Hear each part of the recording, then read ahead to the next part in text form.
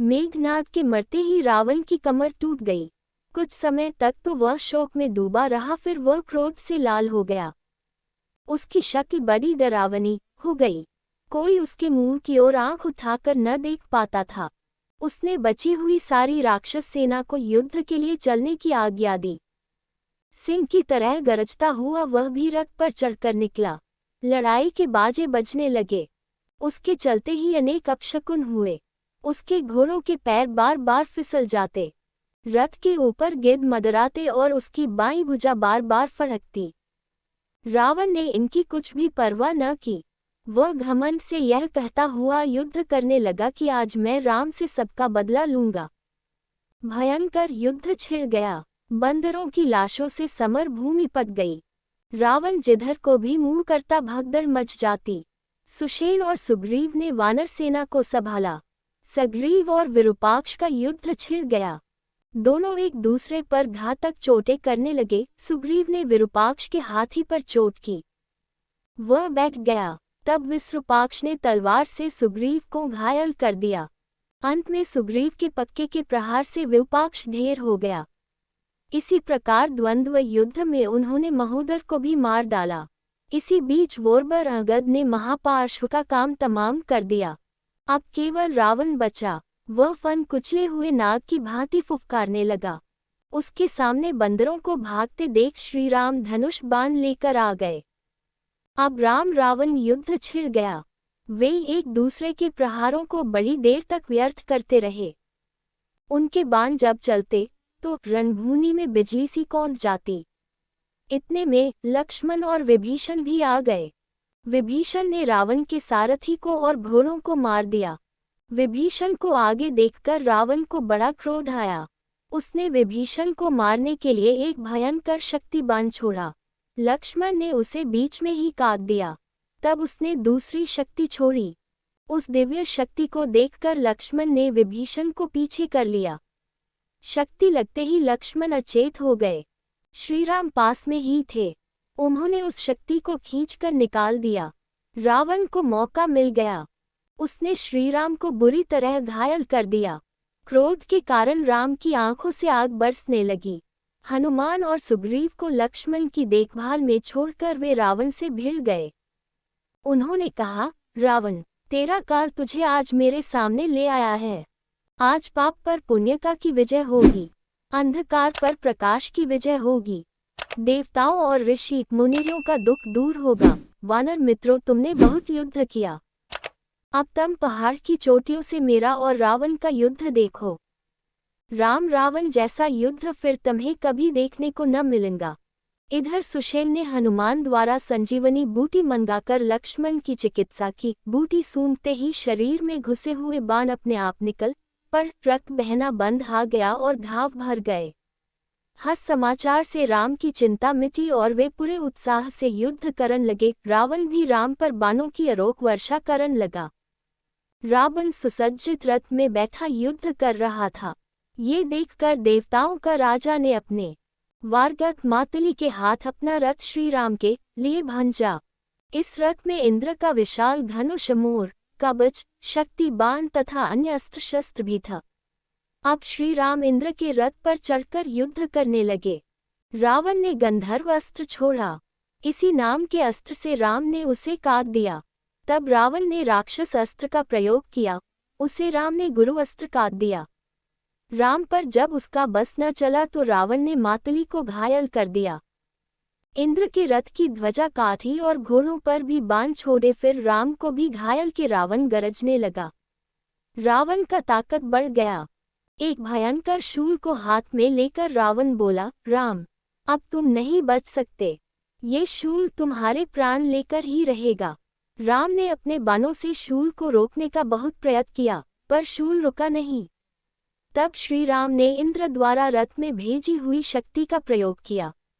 उससे ऐसा प्रकाश हुआ जैसा उल्का गिरने से होता है। शूल छिन्न भिन्न हो गया। तब राम ने अपने पैने बाण उसके हृदय में और मस्तक में मारे। रक्त की धार बह निकली। राम रावण पर और रावण राम पर बराबर बाण बरसाते रहे। अब रावण हिम्मत हारने लगा। जब सारथी ने ये देखा तो वह रावण को लंका में लौटा ले गया। कुछ देर में जब राक्षस राज सावधान हुआ तो वह सारथी पर बहुत बिगड़ा। सारथी ने जब कारण बताया तो वह शांत हुआ और रथ के घोड़ों को बदलवाकर फिर युद्ध भूमि में आ गया। राम का आदेश पाते ही मातली भी अपना रथ रावण के रथ के सामने ले आए। राम अब इंद्र के धनुष से युद्ध करने लगे। रथ इतने निकट आ गए थे कि घोड़ों का मुंह मिल जाते थे। श्री राम ने बाणों से रावण के घोड़ों का मुंह मोड़ दिया। रावण ने भी राम के रथ के घोड़ों पर चोट की, पर उन पर कोई असर नहीं हुआ। युद्ध अंत दिखाई नहीं दे रहा था।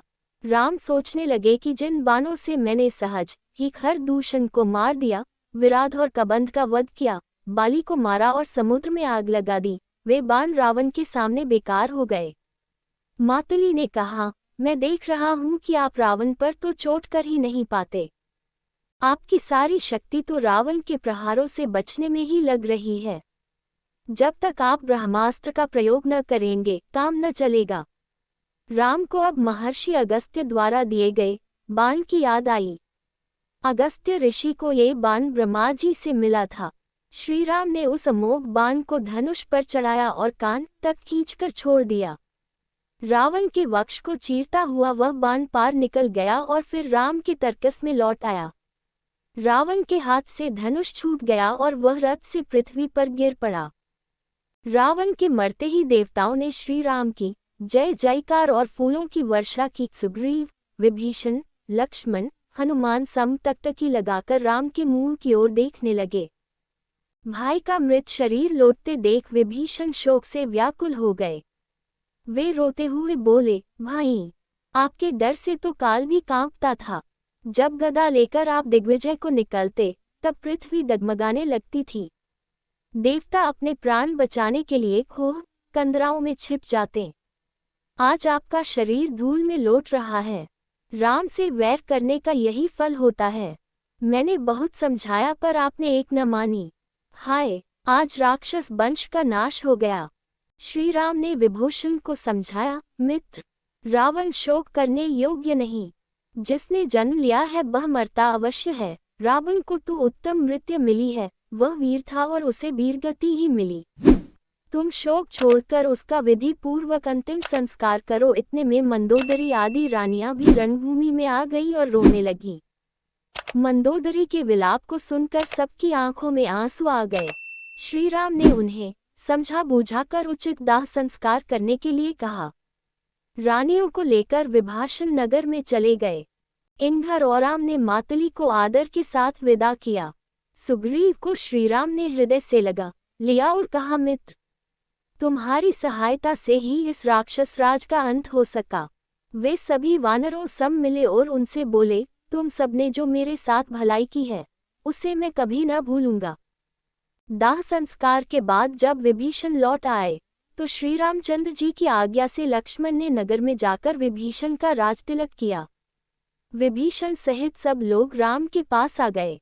अब श्रीराम ने हनुमान से कहा, महाराज, विभीषण से अनुमति लेकर अशोक वाटिका जाओ। जनकनोदिनी को युद्ध के समाचार दो।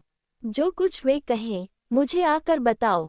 हनुमान से रण के समाचार पाकर जानकी बोली, मैं अब जितना जल्दी हो सके स्वामी के दर्शन करना चाहती हूँ।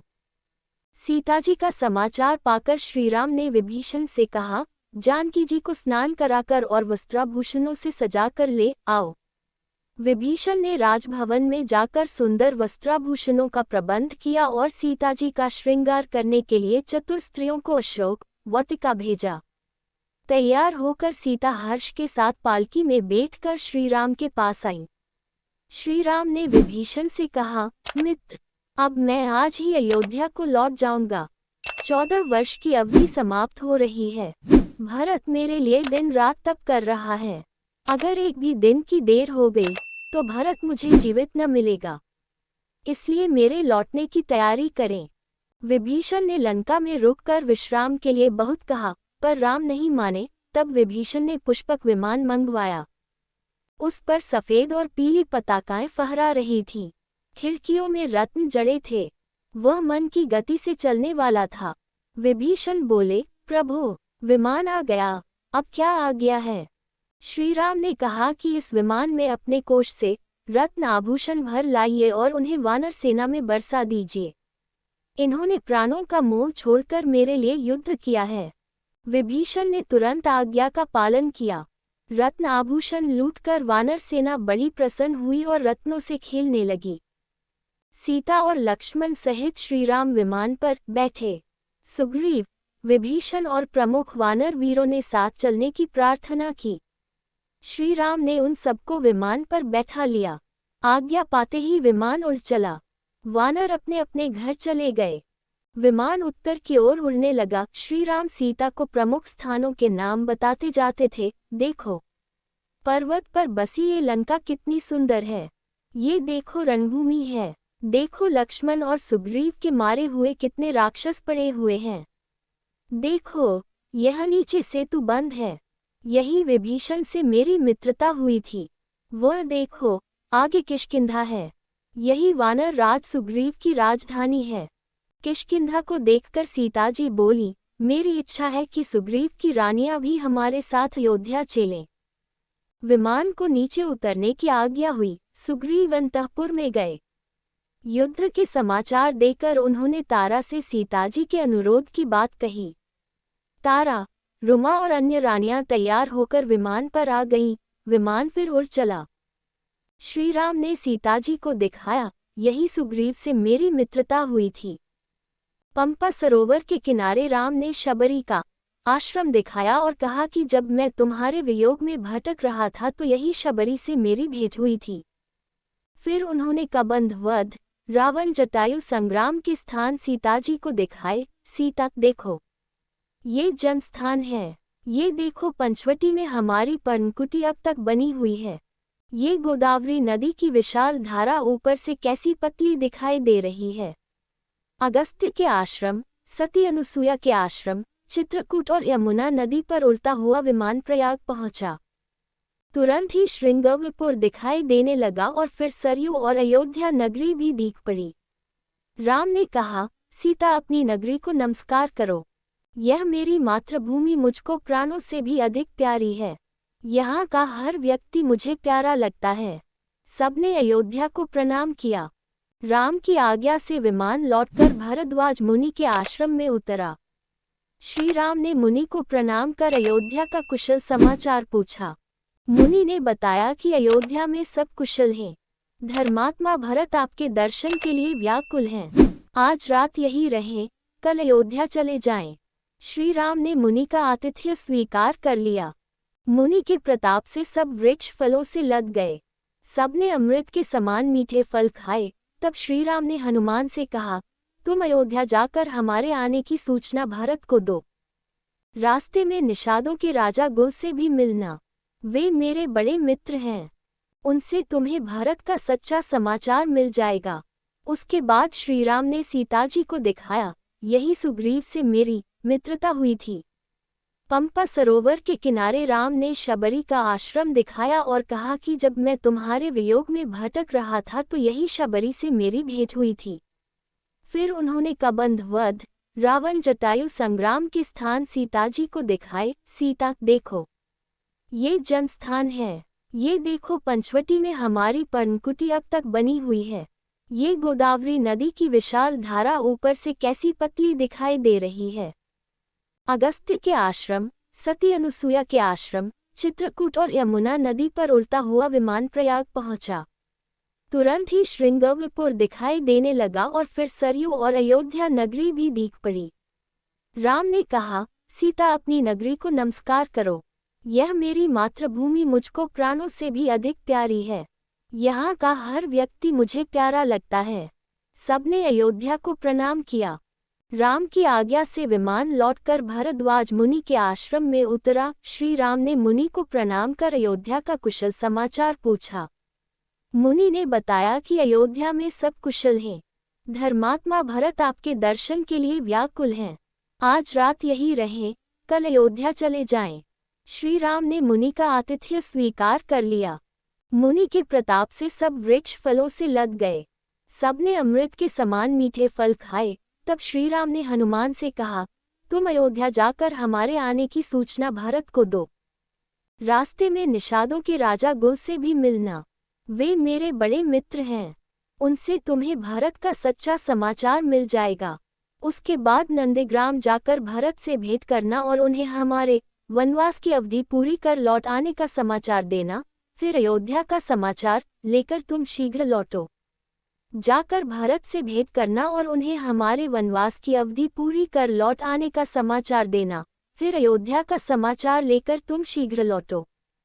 मनुष्य का रूप बनाकर हनुमान पहले गुह से मिले और भरत का समाचार लिया। फिर नंदीग्राम में भरत के पास पहुँचे। राम के आने का समाचार पाकर भरत फूले न समाये। अयोध्या का समाचार लेकर हनुमान श्री राम के पास पहुँच गए। विमान अयोध्या की ओर उड़ चला।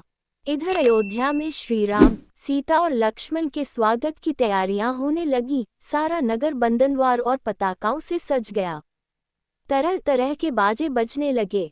माताओं ने आरती के थाल सजाए। भरत ने राम की चरण पादुकाएं सिर पर रख ली। विमान की प्रतीक्षा में सब लोग नंदीग्राम में इकट्ठे हो गए। विमान को देखते ही श्री रामचंद्र की जय से आकाश गूंज गया। रामचंद्र जी के उतरते ही भरत ने उनके चरणों में प्रणाम किया। श्री राम ने भरत को गले लगा लिया। शत्रुघ्न से मिलकर राम सब अयोध्या वासियों से मिले। शत्रुघ्न ने लक्ष्मण और सीता जी के चरणों में प्रणाम किया। माताओं के चरणों में प्रणाम कर श्री राम वशिष्ठ जी के आश्रम में गए और उन्हें प्रणाम कर आशीर्वाद प्राप्त किया। भरत और शत्रुघ्न विभीषण, सुग्रीव आदि सभी से मिले। पुष्पक विमान को श्रीराम ने कुबेर के पास चले जाने की आज्ञा दी।